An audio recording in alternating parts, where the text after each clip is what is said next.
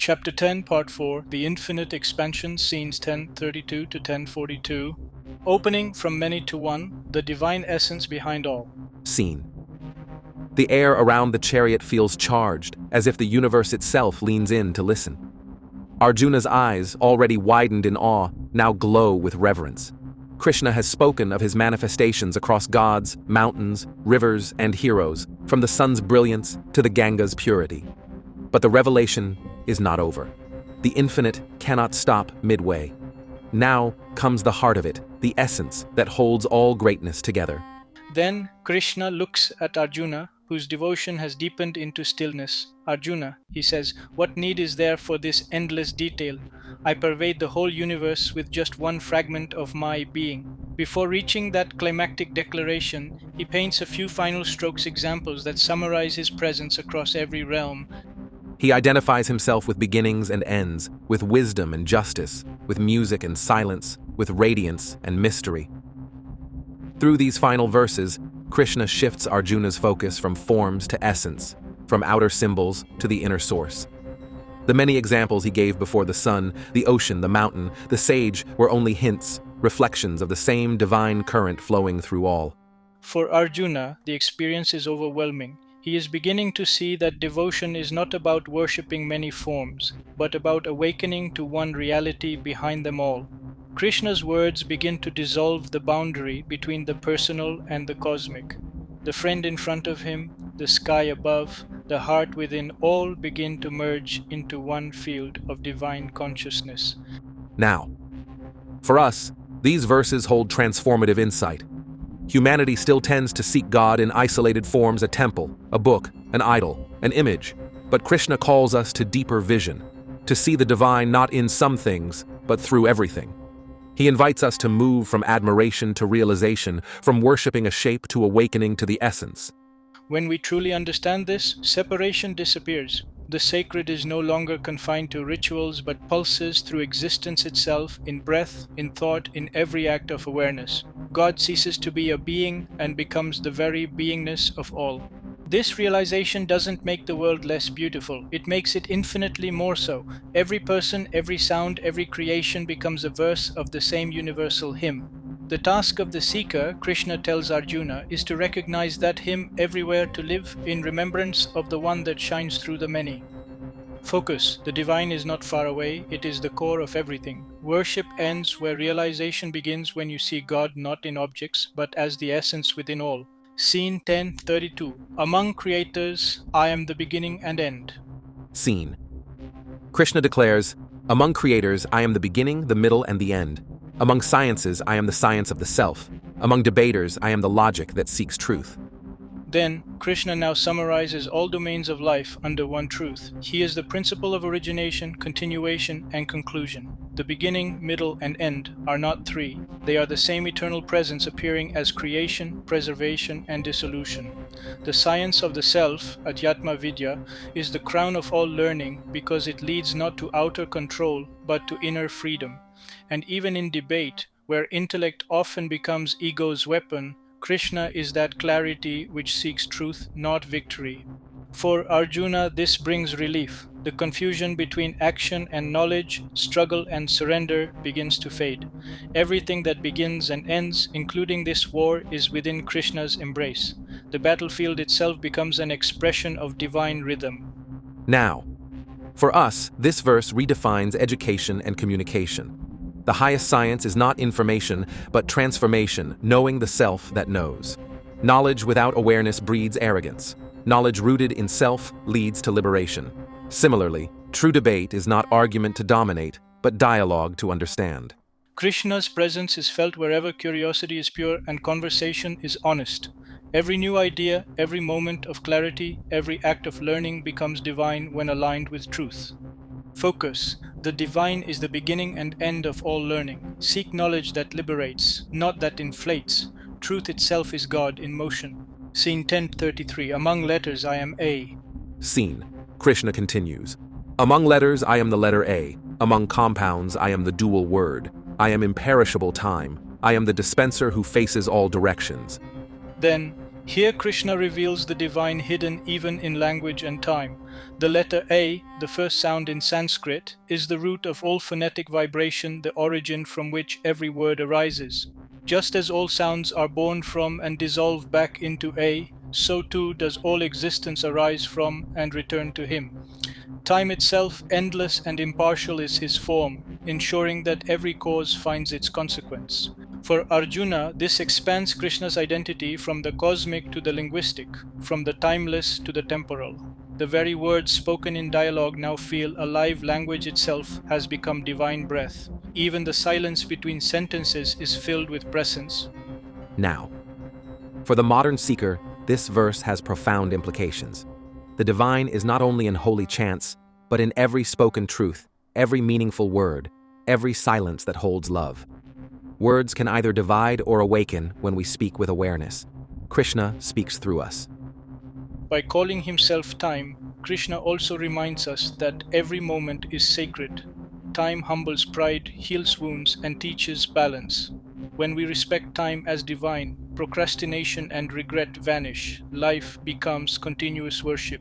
Focus. The divine speaks through truth and silence alike. Honor your words, value your time, and you honor God himself. Scene 1034. Among women, I am the qualities of the divine feminine. Scene. Krishna declares, among women, I am fame, prosperity, speech, memory, intelligence, constancy, and forgiveness. Then, with this verse, Krishna honors the divine feminine not as gender but as power, Shakti, the creative and sustaining energy of the cosmos. Fame here means divine radiance that inspires. Prosperity means abundance of heart. Speech is the power of truth. Memory is continuity of wisdom. Intelligence is discernment. Constancy is devotion. And forgiveness is the fragrance of love. For Arjuna, this is revolutionary. In a warrior culture that valued strength above subtlety, Krishna reveals that the world is held not by power, but by grace. The qualities that nurture, heal, and harmonize are equally divine. Now, in modern life, this verse restores balance to our understanding of divinity. The feminine is not secondary. It is the unseen rhythm behind all creation. Fame without humility, wealth without compassion, intellect without forgiveness, all lose sacredness.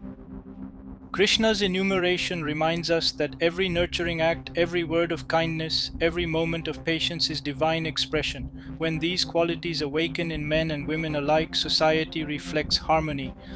Focus. The divine flows through grace in compassion, patience, and forgiveness. To honor these is to worship the Mother of the Universe.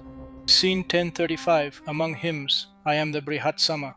Scene. Krishna says, among hymns I am the Brihatsama, among poetic meters I am Gayatri, among months I am Margashirsha, among seasons I am spring. Then Krishna identifies with song, rhythm, and renewal. The Brihatsama hymn of the Samaveda is melody of praise that merges knowledge and devotion. The Gayatri is the most sacred mantra invoking inner illumination. The month of Margashirsha, December-January, marks harvest and gratitude, while spring represents rebirth and freshness. For Arjuna, these symbols carry both beauty and meaning. The divine is not austere or distant. He rejoices in music, season, and flow. Krishna's presence now feels not only cosmic but celebratory. He is the joy that moves creation. Now, in today's world, this verse reminds us that spirituality need not be somber. God sings through festivals, laughter, poetry, and renewal. The divine dwells in rhythm, in timing, in the cycles of nature that remind us to rest, grow, and bloom again. When life feels dry, remember that spring always returns within and without. Music, poetry, and gratitude are not luxuries. They are pathways to divine remembrance. Focus, let your life be rhythmic and grateful. In song, in season, and in renewal, God smiles through creation. Scene 10.36. Among deceivers, I am the game of chance. Scene. Krishna declares, among deceivers, I am the game of chance. Among the mighty, I am might free from desire and attachment. I am victory. I am effort. I am the goodness of the good. Then, Krishna's words here reveal the paradoxical nature of divinity. Even in uncertainty, the throw of dice, the twist of fate, he is present. The game of chance is not encouragement of deceit, but acknowledgement that destiny itself is divine play. Yet Krishna balances this by identifying with might free of attachment, victory achieved through righteousness, and the virtue that sustains goodness. For Arjuna, this is profound. The very war he feared as chaotic now appears part of divine orchestration. Victory, when aligned with Dharma, becomes service to the divine. Even loss, when met with surrender, becomes purification. Now, this verse challenges modern fatalism. Life's unpredictability is not proof of absence, but presence divine intelligence working through freedom and chance alike. The key is to act with integrity, not obsession with result. Krishna is there both in the role of destiny and in the steady hand that plays the game with dignity. Every honest effort, every moment of grace, every triumph rooted in goodness, these are Krishna's living footprints in time. Focus, accept uncertainty as divine play. True victory is acting with purity, not controlling outcomes.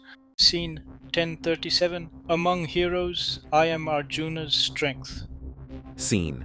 Krishna says, "Among the Vrishnis, I am Krishna.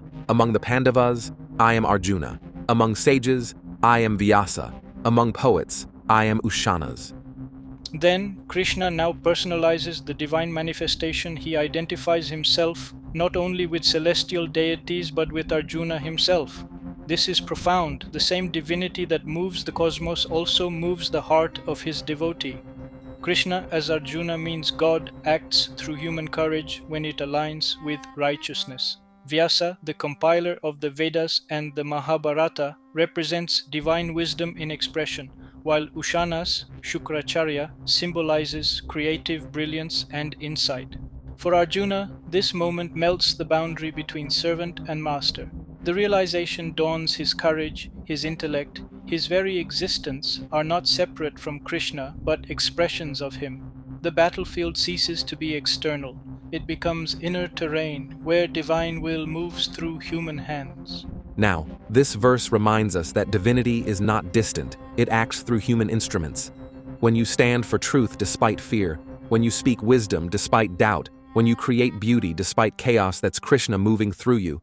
God doesn't replace you. He reveals himself through your best self. The genius of Krishna's revelation lies in its intimacy. He says, "I am you when you are at your highest." This invites everyone to recognize their divine potential, not arrogance, but alignment. Focus. When you act from truth, God acts through you.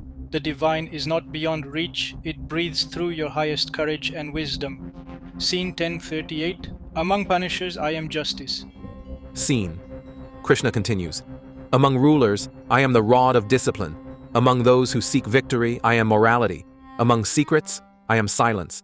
Among the wise, I am wisdom itself." Then the Lord now speaks of his presence in order and restraint.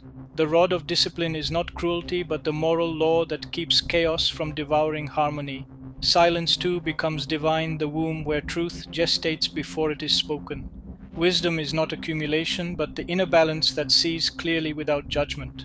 For Arjuna, who is still standing between war and surrender, this is crucial. He learns that Dharma sometimes requires firmness. Compassion is not indulgence, discipline is not oppression. Justice guided by wisdom preserves life. Now, in our world today, this teaching is painfully relevant. We often confuse freedom with license, love with permissiveness, and justice with revenge. Krishna restores balance, divine presence, operates through order, ethics, and self-restraint. Even silence becomes sacred when used to preserve peace instead of fueling noise. Wisdom is that invisible thread connecting justice and compassion. The truly wise know when to speak, when to act, and when to remain silent. Krishna lives in that discernment. Focus. True divinity expresses as justice tempered by compassion and silence filled with awareness. Act wisely, speak truthfully, and rest deeply in silence. Scene 1039. I am the seed of all beings. Scene. Krishna declares, "I am the generating seed of all beings, O Arjuna. There is no being moving or unmoving that can exist without me." Then, this is one of Krishna's most sweeping revelations. Everything that lives, moves, or simply exists carries his essence. The divine is not a distant creator who once set the world spinning. He is the seed continuously present, nourishing every atom and thought. Life is not merely made by God, it is God unfolding. For Arjuna, this truth dissolves the last fragments of separation. Even his enemies, the Kauravas, are divine in origin. The duality of me versus them, holy versus unholy, vanishes. Every being, from saint to sinner, grows from the same root. This realization turns judgment into compassion. Now, in modern terms, this verse is the foundation of spiritual ecology. The sacred is not in heaven alone. It vibrates in every cell, tree, and creature. When we recognize the same divine essence in all, exploitation becomes unthinkable and reverence becomes natural. This teaching also resolves existential anxiety. You are not an accident, you are a continuation of the divine will. The same intelligence that orchestrates galaxies sustains your heartbeat. When you live in awareness of this, fear melts and purpose awakens. Focus, every being is a seed of God. Remember your divine origin and you will never again feel small or separate. Scene 1040. My glories have no end. Scene. Krishna smiles and says, "There is no end to my divine manifestations. What I have declared to you is only a small portion of my vastness." Then, after revealing countless examples, Krishna gently humbles Arjuna's mind. The infinite cannot be catalogued, words can only trace outlines of the ocean. His tone is compassionate, as if to say, even this grand list is but a drop. For Arjuna, this deepens reverence. The intellect now bows before immensity. The divine cannot be confined to lists, scriptures, or images. The moment we think we've captured God, we've lost him. Now, this verse is a reminder against spiritual arrogance. Knowledge, no matter how vast, is incomplete. Every religion, every philosophy, touches only a fraction of the infinite. This awareness doesn't diminish faith, it purifies it. Humility becomes worship. Wonder becomes wisdom. When you realize that divinity is inexhaustible, curiosity becomes reverence. You stop asking, how big is God, and start whispering, how vast is love. Focus. The infinite cannot be contained. True wisdom is humility, knowing that what we understand is only a spark of the divine fire. Scene 1041. Wherever there is greatness, there I am. Scene. Krishna explains, "Whatever being is glorious, beautiful, or powerful, know that to be a spark of my splendor." Then, here Krishna gives the summary key, the lens through which Arjuna must now see the world. Every instance of excellence, beauty, or nobility in people, nature, or art is a fragment of his brilliance. All greatness is participation in his being. For Arjuna, this realization changes perception forever.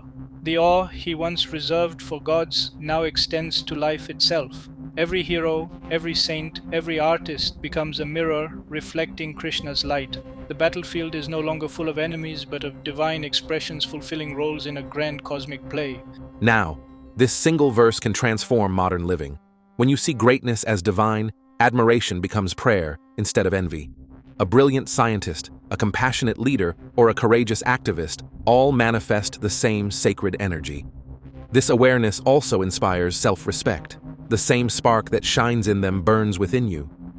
Spiritual maturity begins when comparison turns to reverence. The world becomes luminous when you stop dividing and start recognizing. Focus, see God in every greatness. Admiration is silent worship, and comparison ends where reverence begins. Scene 1042. A single spark of my splendor sustains the universe. Scene. Krishna concludes, "But what need is there for all this detailed knowledge, O Arjuna? With a single spark of my splendor, I pervade and support this entire universe." Then the revelation comes full circle. After listing countless manifestations, Krishna now pulls back the veil. Everything we admire, fear, love, or experience is sustained by just a fraction of his being. The entire cosmos, with its billions of stars, its vast oceans and minds, is but a breath of the infinite.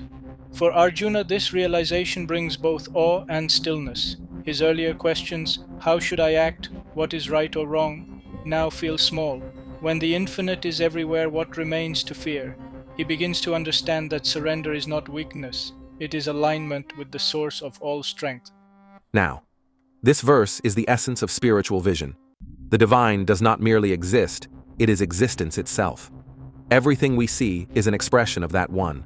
The point is not to escape the world, but to see through it, to live with awareness that every particle, person, and event is supported by divine intelligence. In a world driven by noise and chaos, this teaching restores perspective. The universe is not random, it is radiant. You are not insignificant, you are part of God's infinite song. Focus. The entire cosmos is sustained by a spark of the divine. Let that truth humble your ego, calm your fear, and fill your heart with reverence. Closing summary: the infinite expansions. Scene. The dialogue now glows like the edge of dawn before the full sunrise of Chapter 11's cosmic vision. Krishna's words have transformed Arjuna's understanding completely, from worshipping form to realizing essence, from devotion born of faith to vision born of wisdom. Then, Krishna's final teachings in Chapter 10 weave all threads together. He began by revealing himself as the source of all creation, 10:32, the essence behind language, wisdom, and time, 10:33, the qualities of grace and compassion, 10:34, the rhythm of hymns and seasons, 10:35, and the power even within uncertainty, 10:36. Then he turned the revelation inward, showing Arjuna that his own courage and wisdom are divine reflections, 10:37, that justice, silence, and discernment are sacred instruments, 10:38, that all life is born of his seed, 10:39, and that his manifestations are endless, 10:40. Finally, he delivered the cosmic crescendo. Wherever there is greatness, it is he, 10:41, and this vast universe is sustained by a mere spark of his splendor, 10:42. Now, these verses are not meant to astonish, but to awaken. Krishna invites us to look again at life, at every face, every sound, every act, and recognize the sacred pulse within it. The separation between divine and mundane dissolves. Worship no longer needs an altar. Every breath becomes prayer. In today's world, this wisdom can heal the modern fracture between spirituality and life. The sacred is not elsewhere, it is embedded in the ordinary.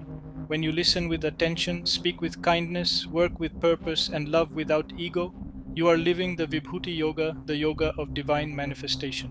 This chapter also teaches humility. Even the most brilliant minds touch only a spark of the infinite. The right response to such vastness is not fear but gratitude. The universe is not proof of our smallness, but testimony of our belonging. Arjuna's journey in this chapter mirrors ours, from seeking God outside to finding God within and everywhere. The infinite is not something to reach, but something to remember. With this realization, Arjuna stands on the threshold of the next revelation, the Vishvarupa Darshana, the vision of the universal form, where he will see what he has now understood. Focus. The infinite hides in the ordinary. See God as the essence of all in greatness, in silence, in yourself. When worship turns to realization, the world becomes divine ground.